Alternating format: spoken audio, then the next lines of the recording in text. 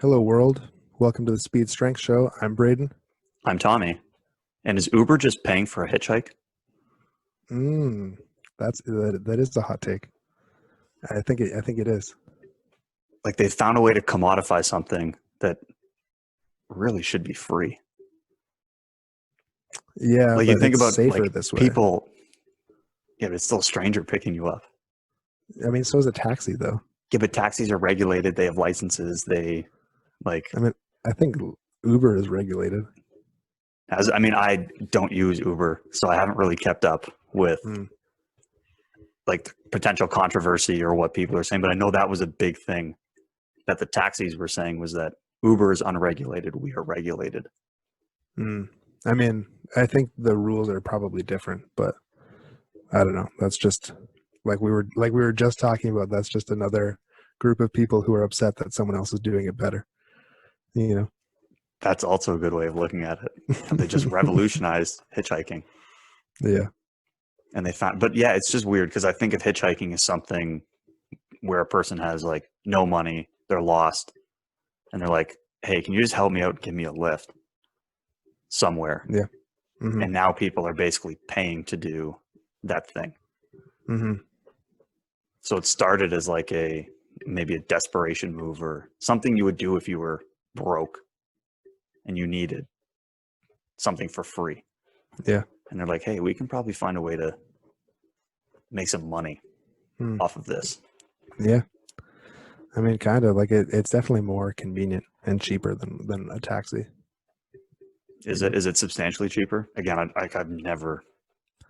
I mean, I think so. I've been in a handful of Ubers and like maybe two taxis in my life, so I'm definitely not a good person to ask. But from my memory, it is cheaper and more and faster. I think I could see it being faster because do you pay?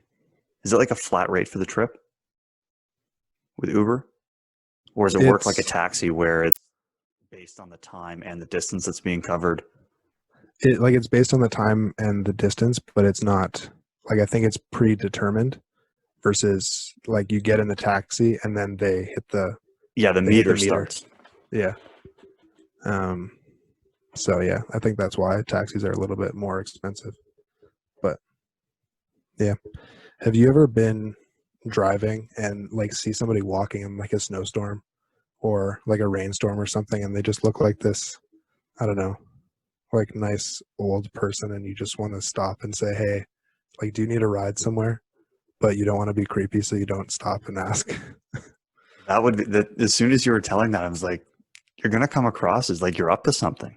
Yeah, like I just want to be nice, but people are definitely going to assume I'm up to something. Well, that would be my thought. Is that if someone was, yeah, like you said, in a snowstorm or in a rainstorm, and you offer them a lift, Yeah, and you have no idea who they are, it's just gonna be like, what is this? Like, if I was the person on the street in the snowstorm or in the rain, and a stranger approached me in their car and said, "Hey, you're out in the rain. Can I give you a lift?" I'd be like, "No, you're up to something," and I would just keep walking. yeah. I mean, it literally is stranger danger, you know. But I don't know. It's something that I feel from time to time. That's sort of what an Uber it like. It's just a stranger in their car. Yeah, but you have a contract on your phone saying like you wanted me to do this. I know, but it's the same idea. You're just letting some stranger show up, and you have no idea if they're. I know they have like the rating system with the stars and whatnot, Hmm. but to me, a taxi feels maybe a bit safer. I don't know if it actually is. It's just an illusion or a Yeah, like a biased way that the brain thinks or the brain works, but it feels yeah. less I sketchy mean, getting in a taxi than an Uber. I guess it is a little bit less sketchy, more tried and true. Um, but yeah, I don't know. The Uber rating system is maybe nice though because you can choose who your driver is. I think I don't really know. Like I said, I don't have Uber on my phone, or I Yeah, don't use it, so I'm not 100% sure how it works. yeah. This is an You can. outsider's perspective looking in, Yeah. where I'm like, it looks like paying for hitchhiking. That's kind of Mm, the way I see it. having not experienced it Hmm. as a consumer. Yeah, fair enough. Fair enough. But yeah, you get a little bit more information, I think, so that you can choose the best driver and vehicle for you. Not unlike choosing the best exercise for you Or the people you work with. or the people you work with. Exactly. I mean, isn't that what selecting exercises are like all about? I mean, yeah, you take the information that you have and you work it through and you come out and solve the problem, and fortunately we're not limited to one exercise at a time. But That's true. hmm But yeah, like I think it's like, I don't know about you, how you view exercise selection, but I think it's the importance of it is in relation to the fact that it can drive adaptation or drive progress.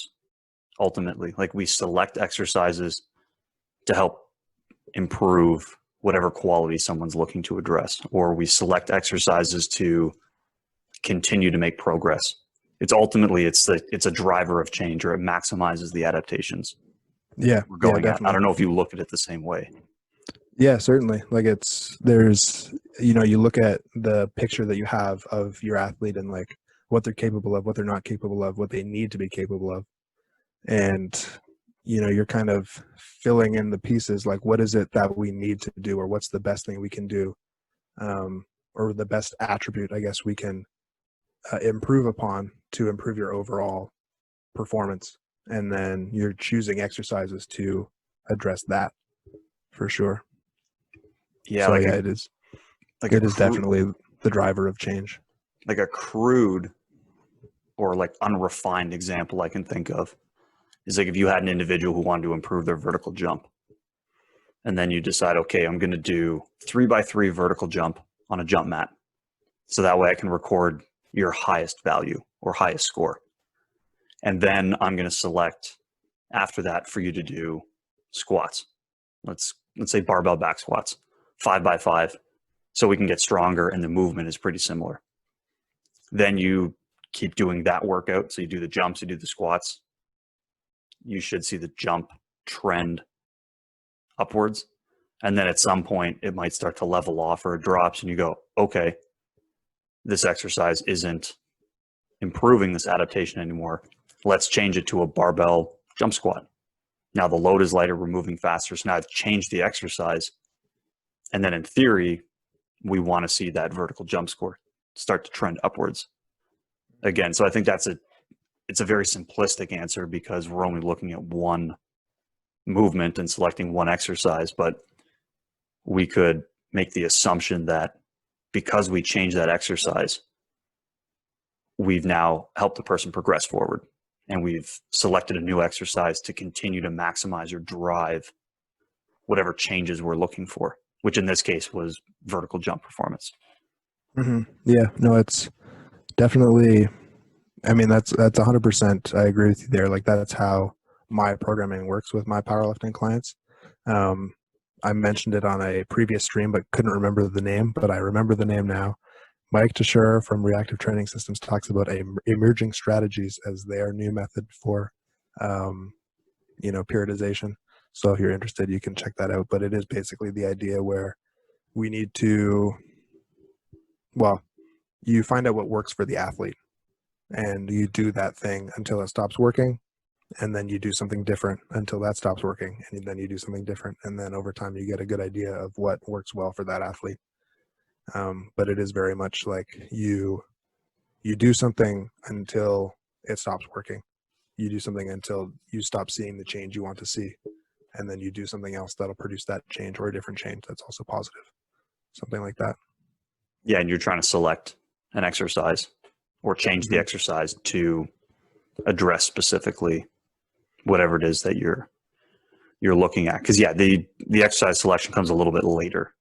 Like you, at this point, you already would have an idea of the person you're working with, the sport, the activity that demands on them, and then you're able to make some decisions around those things as to what exercises will you specifically select to address those those things.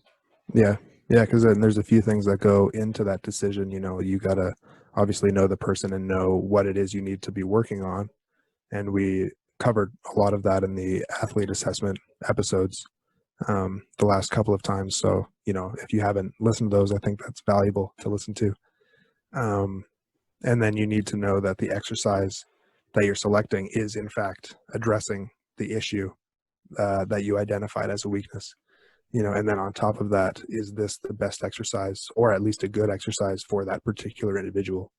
You could select, like if I'm looking to develop like hip extension strength or glute strength specifically for a sumo deadlifter, then maybe I'll choose a conventional deadlift because it's going to be a little bit better for hip extension specifically. But if that hurts their back, not really a good option. If they can't do a good sumo deadlift and they lift entirely with their back and not with their hips, then not a good option. Defeats the purpose. Yeah, exactly.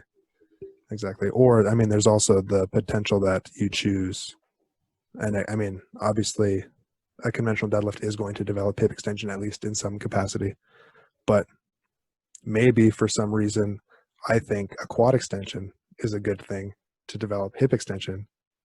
It's not going to work. It's something you need to have an idea of what's going on at a like a higher level or a previous level to be able to appropriately select exercises, because if you think it's going to do A but it's actually doing B, then you're already lost at that point. Yeah. And maybe B is helpful, but not helpful to what you thought it was going to be. Yeah, helpful exactly.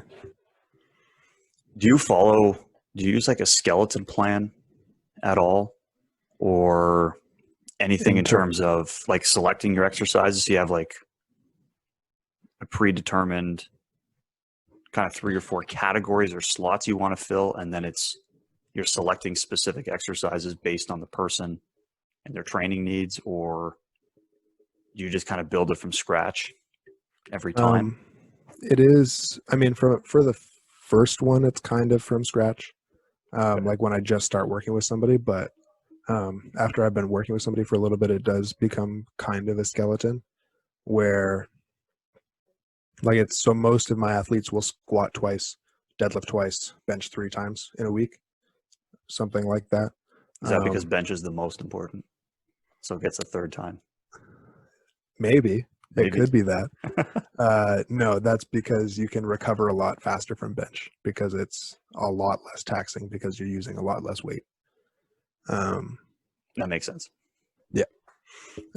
Some people will bench 4 times. Some people will squat 3 times. Some people will deadlift only once. But once you get to know the person and their training schedule and their restrictions and things like that, then you have that as like a base skeleton. The competition movement is always going to be in there, at least for one slot. That makes a lot of sense for you. Like it is the sport, like that would be like as a strength and conditioning coach telling a football player to not go to practice or tell a sprinter to not go on a track for a block, like you're just not going to do that. You need to do your sport for like practicing the skill and also seeing if you're getting better. So that's solidifying the skill. Well, exactly. Yeah, definitely. Cause you're making changes all the time and you need to be continually doing the skill to make sure that you're incorporating those changes. So that it's going to be in there for at least one slot. If you're squatting or benching 3 times, then probably it'll be 2 slots. And then the extra slots for like main lifts, I'll call them, will be variations. Typically, if we're close to competition, they might also be competition exercise. So increasing the frequency there, and then usually it works out like squat and bench on one day, deadlift bench a different day, squat and bench another day, and then deadlift by itself is pretty common. So usually it'll be on a day where you have 2 main lifts, you'll have 2 accessories and then 2 torso exercises, or 2 core exercises. And then on the deadlift only day, typically it'll be 3 accessory exercises and 2 torso exercises. I like how you're using torso. Yeah, we're gonna bring I it back. appreciate that. Yeah, so typically that's the skeleton, and then just kind of filling it in with what people need, and based on what I see from like how they execute their competition lift, then I'll determine they need to work on this thing or that thing. And typically a block will have like 2 or 3 focuses, and it'll be like 1 upper body and 1 lower body typically. And then all of the exercises and the cues and everything will be targeted at those things generally. Is that kind of how you look at things as well? Like you kind of start with a bit of a skeleton and then just sort of fill in the pieces? Yeah, I like to use the skeleton. So that I like to have a simplistic or what are the essentials type of approach to selecting stuff. So I don't like to have 4,500 exercises in a program. If I look at the big days, I want to make sure there's some sort of a knee dominant lift. That could be a squat, split squat. It could be a true single leg, whether it was a single leg squat off a box or a pistol squat or something, but some sort of major movement to address like a knee dominant type movement. I like to include a hip dominant movement.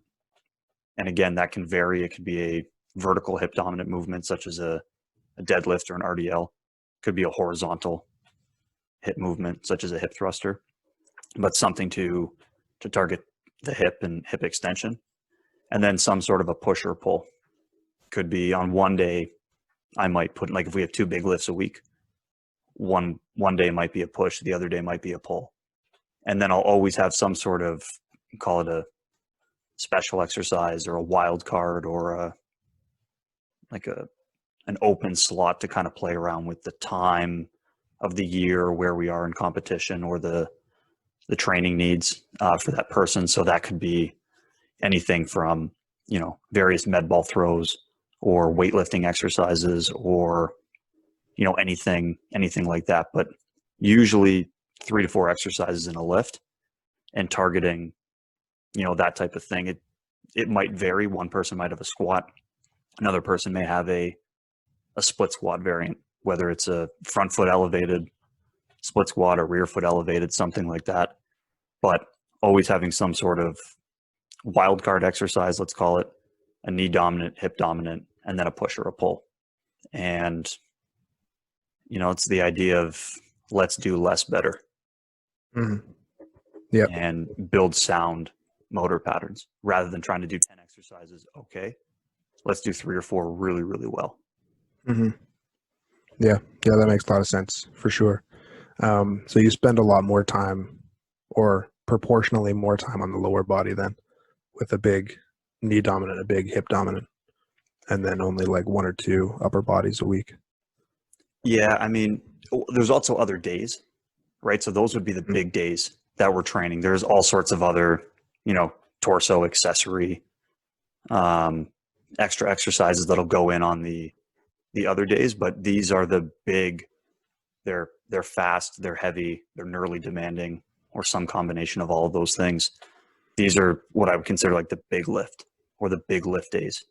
So right now, for example, that's what we would do if we had a big day on the track. If the athletes were sprinting and moving fast, we'd come in, let's hit these 3 or 4 exercises really well, and let's get out. As where on like an off day or a lower intensity day, where they're doing some recovery stuff, whether it's riding the bike or doing some tempo running or something like that, then we'll come in and chops, lifts, carries, some upper body work or repetitive work or things like that. That's where that stuff will slot in. But I don't find that stuff to be quite as important. Important enough, it needs to be done, but I don't think that it doesn't drive as much adaptation or as much change as the big days will with the major lifts. I Mhm. find. Yeah. Can we pause for a sec? All right. Yeah. Sorry. Okay. I just had to let my cat out for a sec. Again, Yeah. Again. So maybe that'll be the last time, but likely not. Um, yeah. So you mentioned that sometimes it'll be a squat, sometimes it'll be like a split squat variant. I think you said deadlift or like a hip thruster. What goes into that decision making? Is it like pretty individual? Like what works for what person, or are you choosing different things at different times of the year or something like that? 100% that's based around the demands of the sport and the person. So, you know, depending on what individual characteristics they bring to the table, um, some people don't back squat very well versus their front squat. So then we'll front squat them versus back squat. In some cases, we might put a premium on single leg or staggered stance strength. So then we'll go to a split squat or a true single leg squat. It could depend on like testing scenarios as well. So if an athlete needs to perform, strength testing for a governing body, like from the national level or something, if the athlete you're working with may go and be tested on their back squat or a deadlift or whatever exercise, for example, then we want to make sure we're practicing and performing that movement so that we don't leave them high and dry when they have to go test. So, I mean, I could think of hundreds of examples as to why we would select like one thing over another, but it generally will depend on the person in the sport. So yeah, that's going to be like the first time you see them moving in the gym. You're just going to have an idea like, okay, that actually looks really bad. Let's modify it in this way, and that kind of thing. And then, yeah, I guess that's something I didn't think about either. Is if they have a governing body, it doesn't really matter. If they're really good at split squatting, but they are going to be tested on back squatting, they need to figure out how to back squat. Yeah, no way around that. Yeah, and I would argue as a coach, if you don't do that for them, then you've done them you've done them a pretty big disservice, because Yeah, now they're for going to sure. go into that test unprepared and they potentially don't look as good as they could in front of scouts or decision makers or anything like that. But yeah, that's the general um, sort of skeleton that I'll follow. And again, it's really just behind the idea of let's get high quality work on fewer exercises Hmm. rather than hit or miss quality on a lot of different things. Hmm. Well, and another thing I think to think about is not all of your work is in the weight room. For me, like the sport is in the weight room. You could argue that the variations that I choose are also like sport specific. A pause squat versus a squat is going to develop a lot of the same skill, and a lot of the same hypertrophy benefits and all those sorts of things that you're going to get from the competition lift are going to happen in your variations as well, um, as well as working on specific parts of that movement in more detail or more emphasis. um, so we need a lot of big days in the gym, but you're also spending half, I would guess, or more time on the track and Probably doing. more. I'd say it's about 2/3 to 1/3. So if it was like a Yeah. 3 hour practice, probably two is on the track, one is in the weight room, So do you have like a typically. skeleton? Yeah. Do you have like a skeleton of what you're going to do for like a typical week on the track for people? As like how much time is dedicated to different parts of the race, or like the full race, or variations upon that? Yeah, like usually one of the days we have will be more targeted towards starting and acceleration and things like that. One of the days will be targeted more towards upright running and the skill of upright sprinting. And then another big day we'll have is like a repeated effort or work capacity where you're running you're running for longer. So you're starting to stretch out the speed, or those are the most taxing days. So then we can select exercises or select what we're doing to kind of match the skill of that day, for example. Um, so that's one way that we can do that. So I might put, like, for example, if we were on an upright day where the vertical force is really important, I might choose to do a deadlift or an RDL as my hip dominant movement because it's in a vertical position rather than a hip thruster, for example. Again, there's a lot of different like theories or examples or situations I can come up with, but that would be, like, off the top of my head, a way that you might modify it based on what we were doing in the track or to match the skill or the demands of what they were Yeah. working on. No, that's cool. I mean, I do some of that same stuff for sure. Like um, like on bench days is typically when you're going to see the accessory movements that are going to impact the bench press. If I see somebody has a pec weakness, then you're going to do your pec flies or something like that on a bench day. You're not going to do them on the deadlift only day. If I see someone has a hip extensor weakness, you're going to do your hip thrusters or your RDLs or your, whatever kind of good mornings, something like that on your deadlift day. You're probably not going to do them on the squat day. And if somebody's, got a quad weakness, you'll do that on the squat day to kind of match that, the demands of the day, for sure. Mm-hmm. Is there anything you do in terms of creating variations or changing or modifying the exercise because I'm curious to hear your example because you're locked into certain exercises to some extent because of the sport. And so you may tweak and alter some of those exercises to continue to progress forward. So that way you're not just benching or squatting with the same rep and set scheme or the exact same exercise for a very long or extended period of time. I'm curious to hear how you potentially tweak or move things around in that regard to continue to drive the adaptation in people. Yeah, so I mean, it always comes back to the individual. And with regards to the competition specific movement, ideally every week we increase the weight. But I'm looking more so at like how it's moving and how I want the speed to be for that particular person.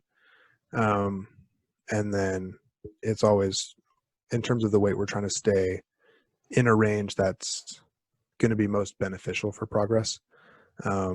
If they're hitting a wall and every set is maximal, like that's too heavy, we need to lower the weight. And if it's a joke, then we need to increase it by more than we typically would. So week to week, we're adding weight as we can, essentially.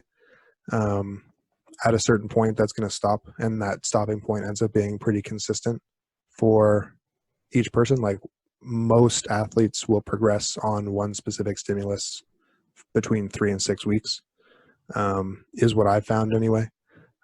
So if somebody progresses for 4 weeks on a given stimulus, they'll do that same microcycle for 4 weeks in a row, and adding weight every week generally as they make progress. On that 4th week, they're going to stop making progress. So we will do a deload week at that point, where everything changes. And the goal is going to be different movements to stay healthy, to work on things that we're not very good at, to decrease the stress on the nervous system and the joints and various connective tissues and things, and then come into a new block. And then what's going to change between blocks is the rep scheme of the comp lift.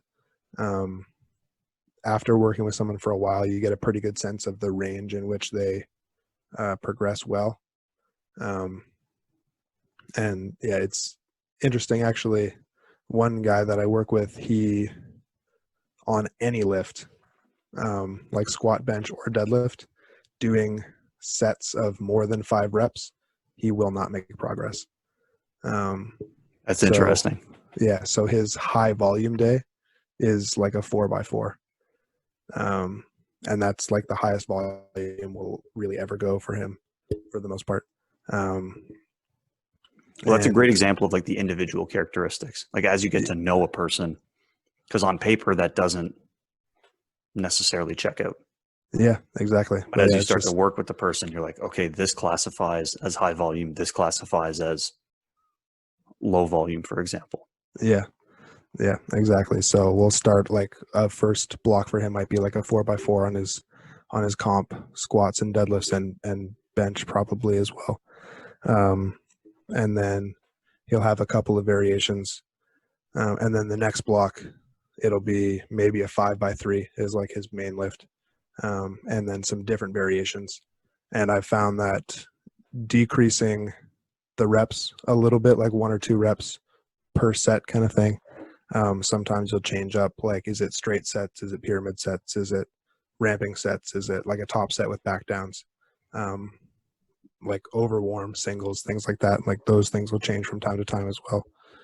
Um, but typically going from like 4s and then to 3s, and then maybe the next block are going to 2s, things like that.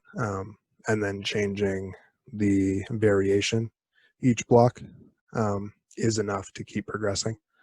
And it's helpful too because you want to make sure that the stimulus is different enough from what came before it so that you keep progressing, but it's also not like muddied at all. Um, so if you did like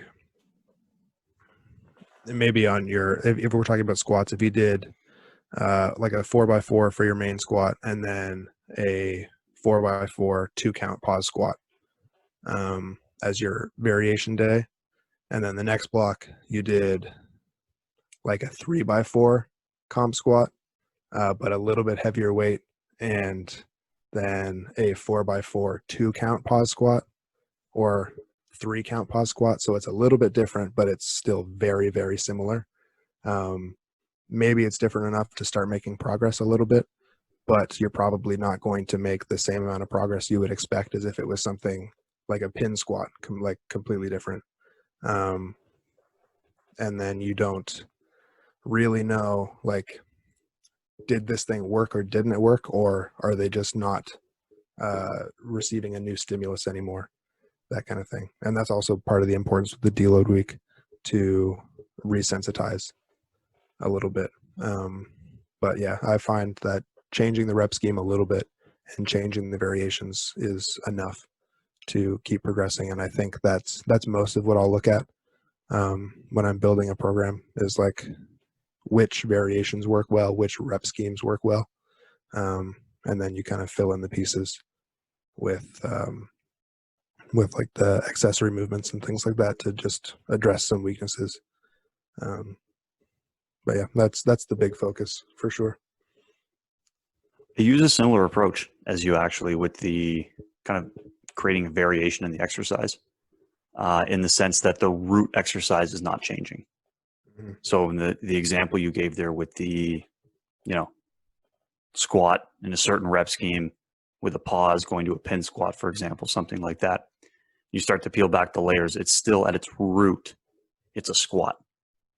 So you're not putting the person into a super unknown or uncomfortable position where we're going to move you from a 2-foot back squat to a single leg squat on a box or something like that. And then it's a completely different movement that they need to relearn in order to start making progress. Because I'll use a similar method where we're selecting, X number of exercises for an individual, and then we modify and create variations of that same exercise to help drive the adaptation. So if there's a squat in there from day one and it works, chances are for the rest of the season in this case, we're still going to use the squat the whole way through, but it's going to look different. It's going to be modified. And so what that does is, like you mentioned, there's enough change in the stimulus to help drive adaptation or to get better at whatever it is you're looking to address. But then we also minimize the time we need to spend learning and creating sound motor patterns, because we're still working off of the same pattern that we had before. So it's kind of cool that we're using a bit of the same, style of picking a few exercises that work and then modifying or creating variations off of that. Mhm. Yeah, that is really cool. That is really cool because yeah, it is very much, we need to be squatting, and then I'll take a look at, what are the weaknesses in this particular athlete's squat. Okay, so we're going to keep the squat, so we continue to work on our skill there, continue to see and incorporate change in that movement. But on a separate day, what can we do with the squat to emphasize that specific skill?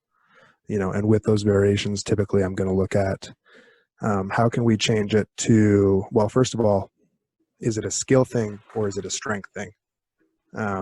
Because how you're changing the exercise is going to change depending on, what you're trying to do to it.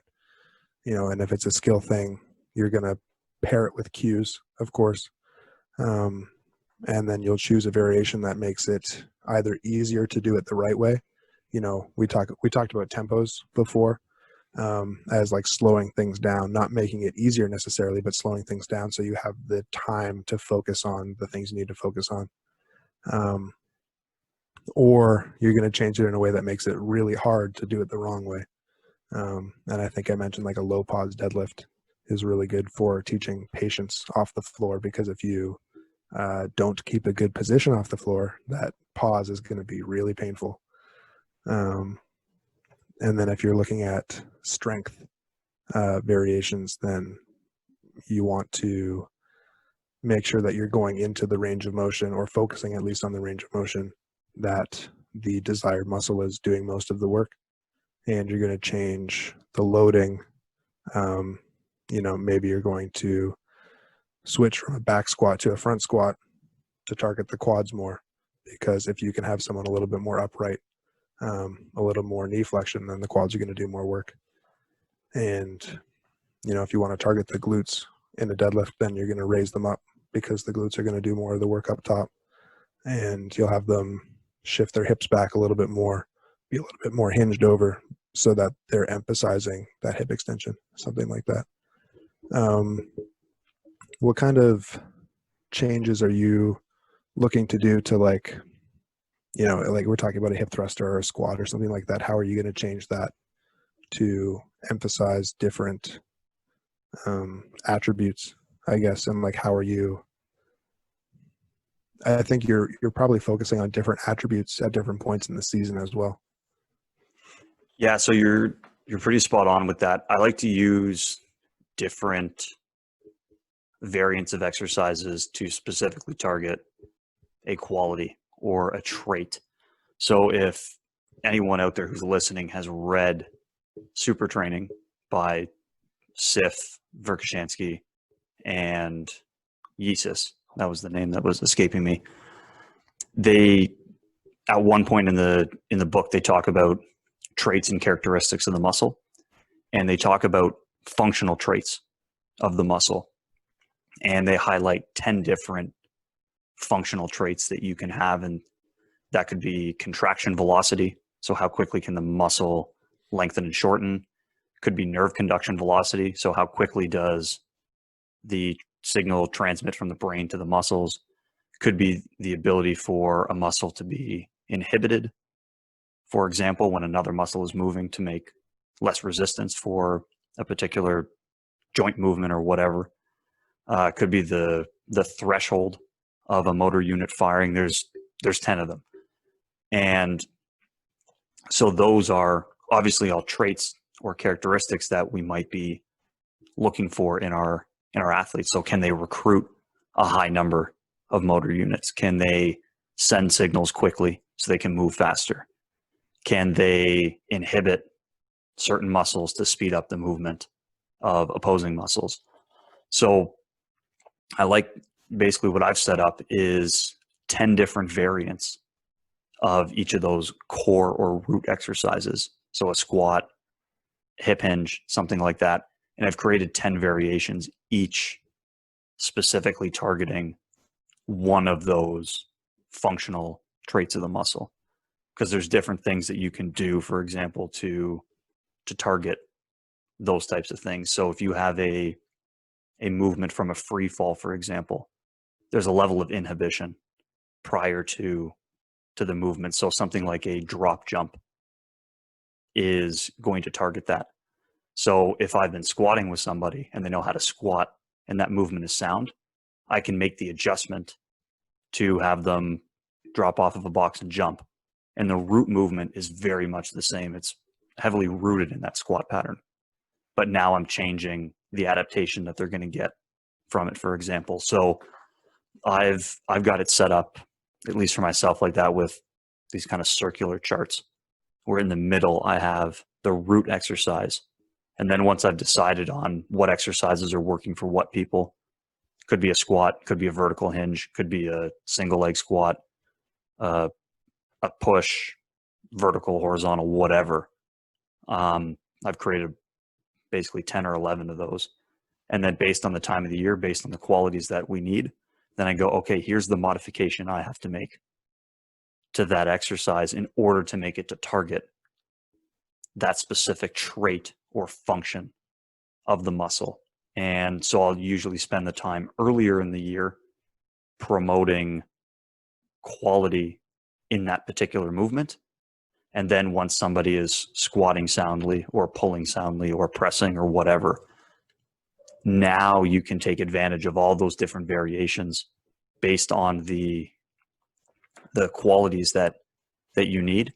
And one of the things, particularly for my scenario, working with track and field athletes, especially on the speed power side, where if we think about the typical linear progression of learning a movement, we get to the very fast and rapid movements very, very late, because we think, okay, we have to create sound movement quality, we have to address mobility things, then we can move into hypertrophy, then we can move into some strength, then we can move into maximal strength, then we can work into the power, into the speed realm. So it becomes a very lengthy process, where in reality, if somebody has a really sound squat pattern, you might be able to introduce some speed to that, because if they're squatting well, they might be able to handle it. So it does allow too for kind of breaking some of the rules of that linear pattern that we often follow with progressions,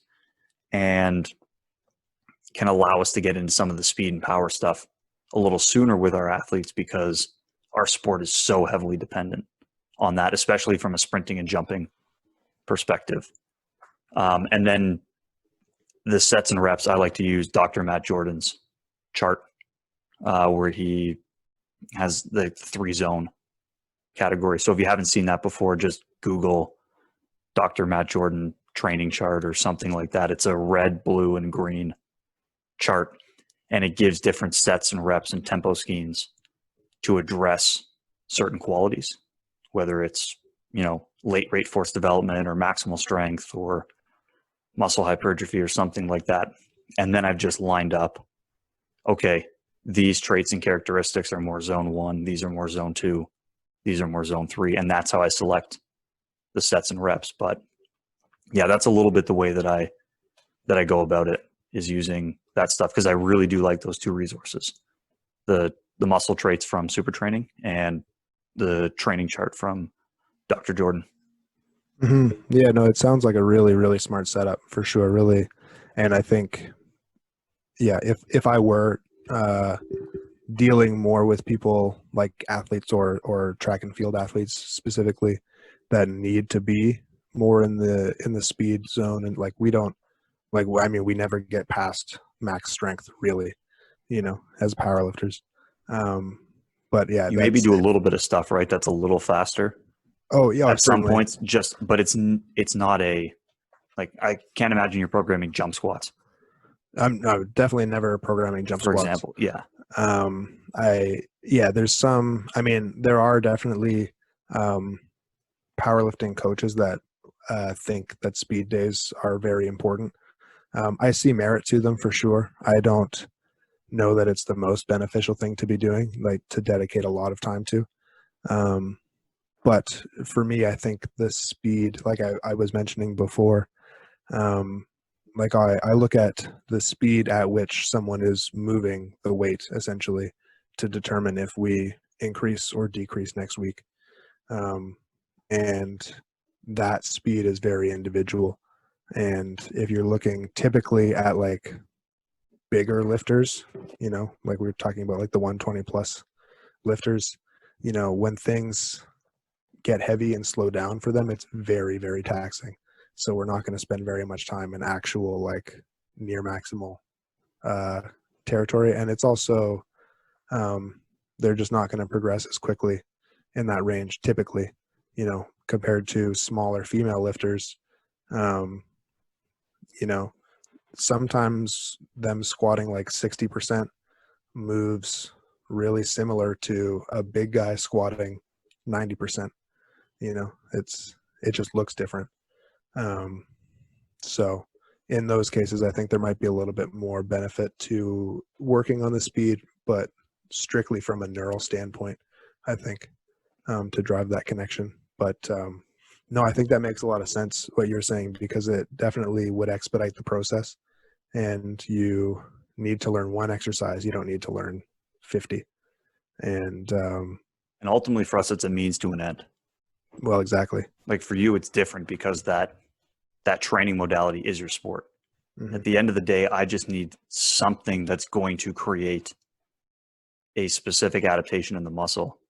And then the athlete's going to have to take that adaptation to the track or the field and apply it to whatever their event is. So if someone's developing max strength through a back squat or a front squat, does it really matter for them? Probably not, because at the end of the day, they're going to have a change in the amount of muscle fibers they can recruit, the tension they can produce, and then they're going to have to transfer that into the sporting environment anyway.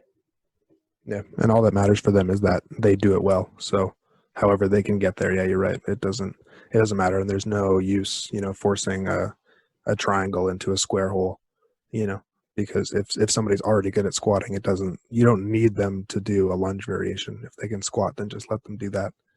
So that makes a lot of sense. I'm just curious, I guess, what you mentioned, I think 11, what are the core lifts that you typically use for people? If I try to go by memory, so I have a chart for squat, a chart for split stance, and that would account for split stance with both feet on the ground, a rear foot elevated split squat, or a front foot, because you still have both feet stabilizing and contributing to the movement. Then I have a third knee dominant one for true single leg. So if it was like a pistol squat or like a single leg squat where one leg is elevated on a box and the other one is off. So that way there's only one foot in contact as you're performing the movement. Then I have a chart for horizontal hinging, so based around the hip thruster. And then one for vertical. So that could be barbell, trap bar, doesn't matter, but RDLs, deadlift, variations like that. I have one for vertical pressing, horizontal pressing, pull-ups, and rows. So I don't know what that equates. Is that like 10? I wasn't counting. Yeah, 8 or 10, something like that. Yeah. 1, Okay. 2, 3, 4, 5, 6, 9, if I've added them correctly. Mm-hmm. My math isn't so good, so let me know if I added them wrong. So then, based on what you've seen from somebody in the weight room, you'll over time decide like this person's a squatter. This person is really good at squats, so they are going to stay in that circle. Or this person's a hip thruster, so they're going to stay in that circle, just based on their competencies, and then change those exercises to produce the adaptation you're looking for from there. Yeah, and it will vary. So, like for example, right now we're back in the weight room with the team for the first time this week, as of the recording. So this may come out, or this will come out later than when we've actually recorded. But this is our first week in the weight room. And for example, on Monday and Wednesday are big lifts. I have a squat on both days, but the hip hinge on the one day is a hip thruster or a horizontal based, and the hip hinge on the other day is a vertical based. So that way I'm attacking the hamstring and hip extension in some different positions. And then on one day there's a push, on one day there's a pull.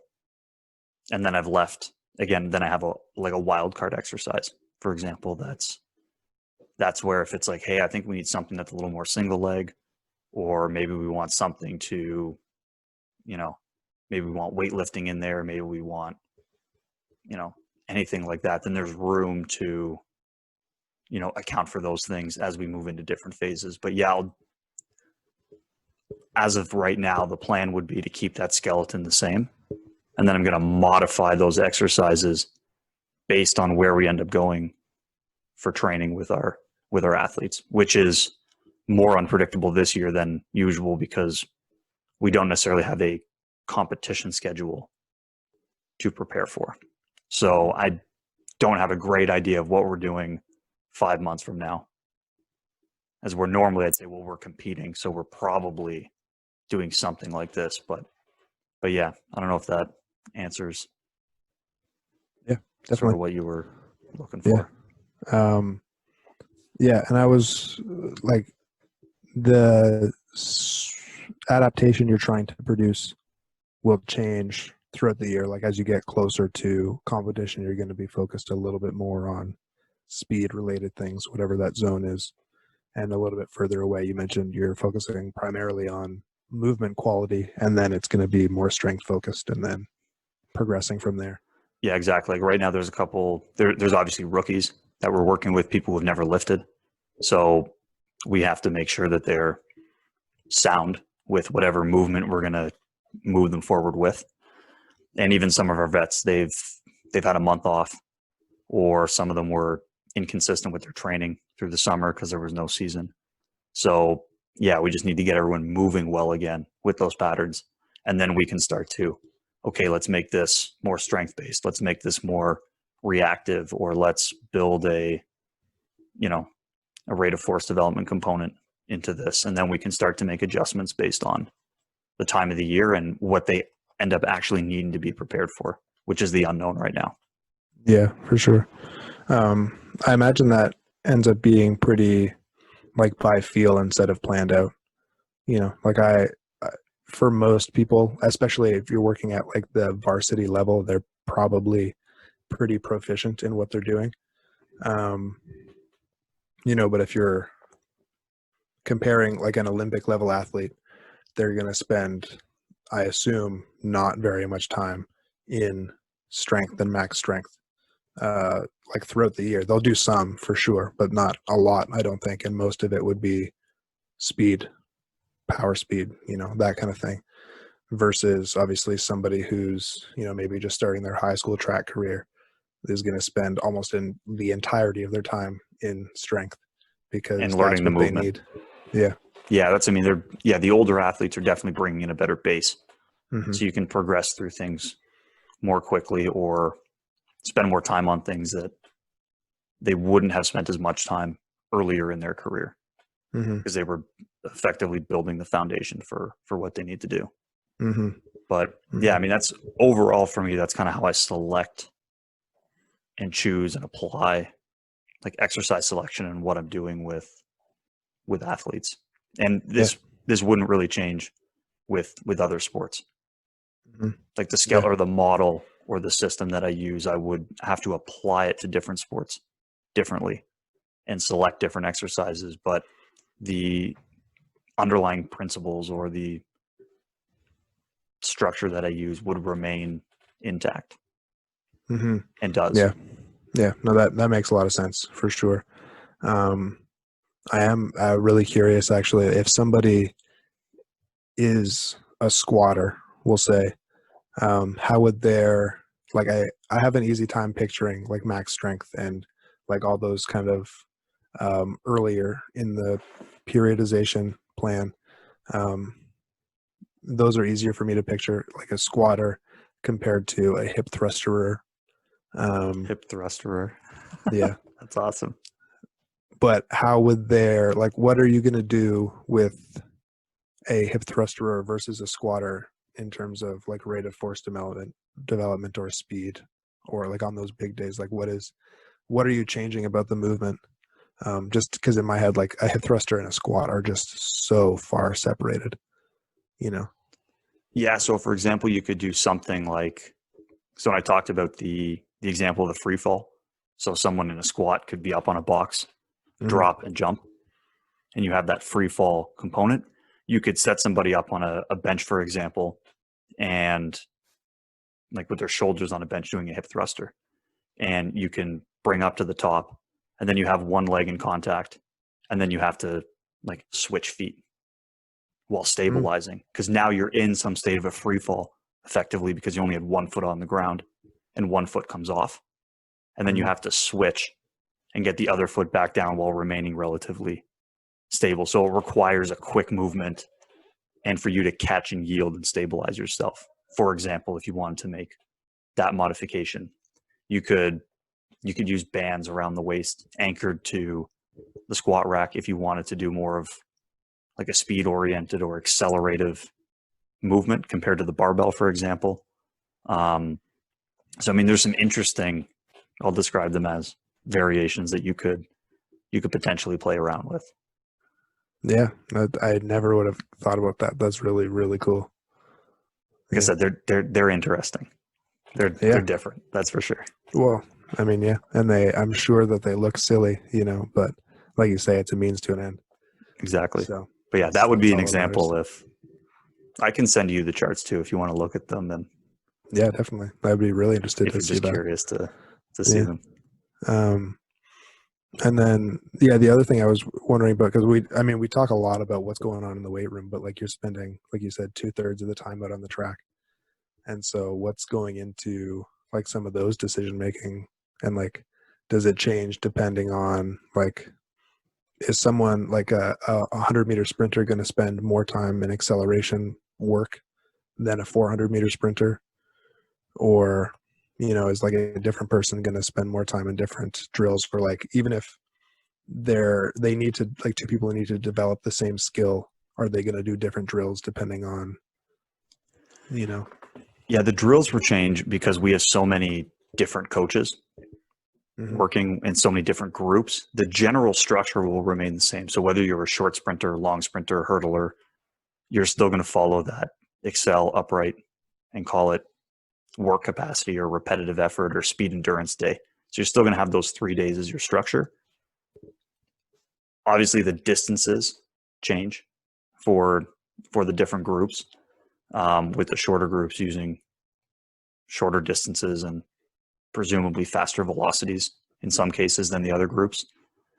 And the drills that people select, that's going to be based on the coach, because every coach has a different philosophy or a different way of doing things. So that one becomes a lot more like open-ended, and like if you were here at the facility and watching a practice, you would see all those groups potentially doing very different things, not necessarily because the way they sprint is super different or anything like that, but just because the philosophies of the coaches is a little bit different. So some of them put more value in certain things than others, and that's reflected in the drills that they do. Yeah. But it gets a lot messier on the track to kind of figure out what's going on compared to in the weight room. That's for sure, because there's a lot going on out there. Yeah. What are some of your go-tos, I guess, like your favorite drills to do on the track? I get, like, simple, the essentials. Like I'm not someone who uses a lot of super fancy drills. I have a couple of drills I'll use for acceleration, a couple of drills I'll use to get people upright, and like, let's get good at them. Because at the end of the day, we have to sprint, and we have to sprint fast in order to get faster. So I don't like to spend too much time on like all these wild or crazy drills. Like I think if you're using hills or sleds, that can help you develop some good acceleration mechanics and patterns. If you're using wickets or stairs to run, that can help you develop some good upright running mechanics. And so keep it relatively simple. Use those things, and you still have to run. Still have to accelerate on flat surface. Still have to accelerate and get up to an upright position on, a flat surface. So that's kind of where I take a similar kind of what are the essentials approach to to the track as well. Yeah. Good stuff. Good stuff. What about selecting music for you? For Do me, you have do you select music in the same way you select exercises, or do you just pick it? I guess to an extent, like you identify what it is that's missing from the equation, and you try to, pick and place.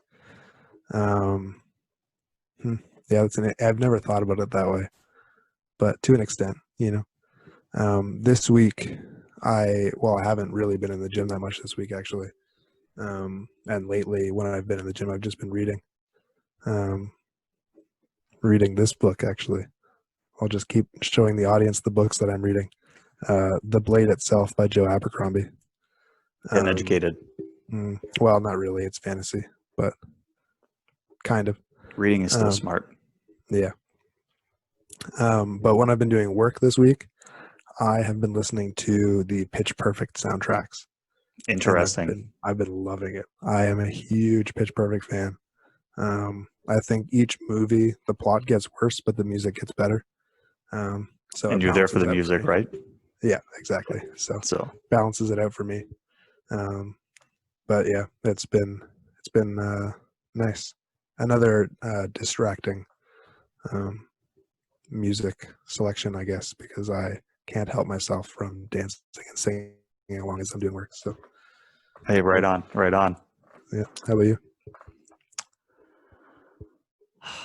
I've been listening a little more to EDM this week, and I've been listening a lot to the Phantoms. Still, I know we had a conversation about this ourselves, last week or whatever, and I was like, yeah, I'm hooked on listening to stuff by Phantoms, but I'm still on that train this week. Still been jamming out to that stuff. Yeah, so, I did actually check them out after that conversation a little bit, and they got some good stuff. There's some really catchy things. More of like a jazzy, bouncy kind of EDM. It didn't feel so electronic, No, yeah, that's what I mean. Like they're an EDM band of some kind, but I don't know. Again, I'm not an EDM expert, so I don't know what specific category they fall into. But it's catchy, it's poppy, it's a lot of fun to listen to. Yeah, got everything you need. That put me in a good mood for this week. Good stuff. Good stuff. All right. Well, I guess I've lost count of the episodes now, but yeah, it's the end of the episode. It's the end of the episode, and that was the Speed Strength Show. Thanks for coming along, world. I'm Braden. I'm Tommy, and we'll see you next week. Peace.